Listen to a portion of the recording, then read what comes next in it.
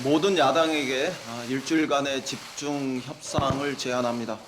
검찰 개혁과 선거법 상정을 앞두고 우리 국회에 긴장이 높아지고 있습니다. 제1야당 대표가 일주일째 노상 단식을 하고 있고 많은 국민들께서 국회가 다시 극한의 대결로 빠져드는 것은 아닌지 걱정하고 계십니다. 손 놓고 극한 대결 속으로 빠져들 수는 없습니다. 싸울 땐 싸우더라도 마지막까지 최선을 다해 대화와 타협의 정치를 우리는 고민할 수 있어야 합니다. 오늘부터 일주일 동안 집중적인 대화와 협상의 시간을 가질 것을 제안합니다. 민주당은 작은 접점이라도 찾아내기 위해 모든 야당과 진심을 갖고 최선을 다해 대화에 나서겠습니다. 오늘부터 여야 원내대표가 매일 만나기로 또 만나서 협상하기로 합의했습니다. 엉킨 실타래를 모두 풀어낸다는 특단의 각오로 협상에 임하겠습니다. 우리 국회의 모든 지도자들에게도 호소합니다. 앞으로 일주일이 국회의 모든 지도자들이 고도의 정치력을 발휘해야 하는 결정적인 순간입니다. 대화와 타협이라는 정치 본연의 위력을 보여주십시오.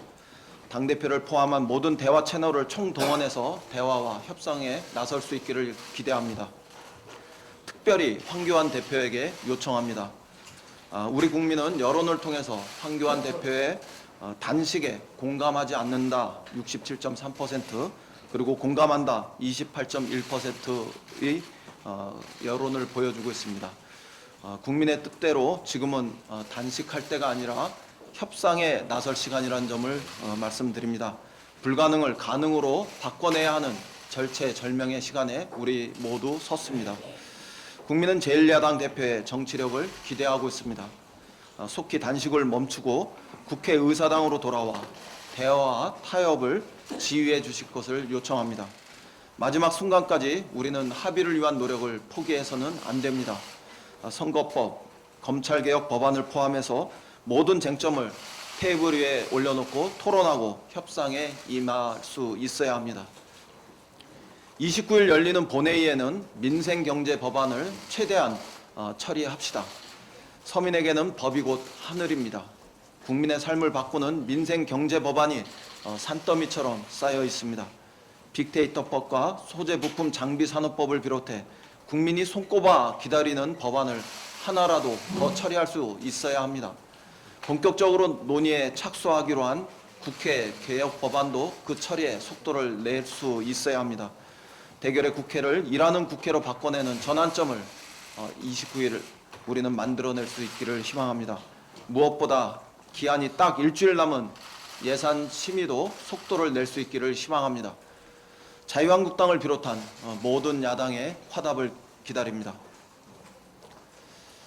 일본 정부의 반성을 강력하게 촉구합니다. 어렵게 일궈낸 한일 기본 합의 정신이 일본 정부의 엉뚱한 언론 플레이를 통해서 진흙탕 속으로 다시 빠져들고 있습니다. 여러 정황을 살펴볼 때 일본 정부가 이번 사안을 국내 정치용으로 악용하고 있다는 것이 분명한 사실로 드러나고 있습니다. 일본 정부는 이중 플레이가 소탐 대실이 된다는 점을 분명히 명심해야 합니다. 속 좁은 이중 플레이가 당장은 일본의 국내 정치 상황을 개선하는 데 도움이 될지 모르지만 한 번 잃은 신뢰는 불치의 상처로 남을 것이라는 점을 분명하게 경고합니다. 국제사회가 일본 정부를 냉정한 눈으로 지켜보고 있습니다. 시간이 많지 않습니다. 일본 정부의 성실한 약속 이행을 강력하게 촉구합니다. 야당도 국민 불안을 부추기지 말기 바랍니다. 자유한국당이 아베 정부의 나팔수를 자초하는 일본 언론과 동일한 시각으로 이 사안을 바라봐서는 절대 안 됩니다. 우리 정부는 원칙 있고 일관된 협상으로 수출 규제 재검토라는 일본 정부의 전향적 자세를 이끌어냈습니다. 우리 국민 70.7%도 조건부 유예 결정을 긍정적으로 평가하며 우리 정부의 외교적 성과를 지지하고 뒷받침합니다.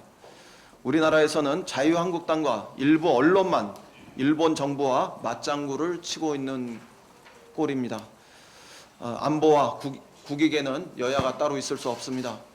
자유한국당은 무분별한 정략적 비난을 멈추고 국익을 위해 함께 지혜와 힘을 모아주시길 당부드립니다.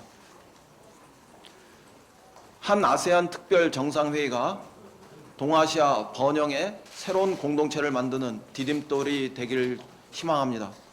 아세안 공동체는 인구로 세계 세 번째, 경제 규모로 세계 다섯 번째입니다. 아세안은 2015년 12월에는 정치, 경제, 사회, 문화 전 분야의 통합을 선언하기도 했습니다. 세계가 아세안의 역동성과 엄청난 잠재력을 주목하고 있습니다. 우리 정부는 대외 리스크를 분산하고 새로운 시장을 창출할 방안을 지속적으로 모색해 왔습니다. 그렇게 해서 찾아낸 답이 바로 아세안입니다. 아세안은 우리에게 중국 다음으로 큰 경제 파트너입니다. 이번 특별 정상회의는 아세안 공동체와 협력 관계를 공고하게 다져 공동 번영과 영내 평화를 실현해 나가는 출발점이 될 것입니다.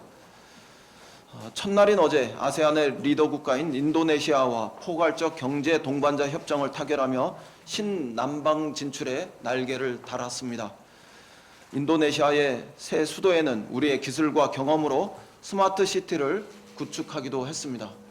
내일까지 열리는 이번 정상회담은 훗날 대한민국과 아세안이 함께 도약의 뜀틀 위에 올라선 역사적인 순간으로 기억될 것입니다. 민주당은 우리가 아세안과 함께 번영의 공동체를 만드는 꿈을 지지합니다. 이번 정상회담이 끝나면 후속 과제를 성실하게 뒷받침하겠다는 약속을 드립니다. 이상입니다.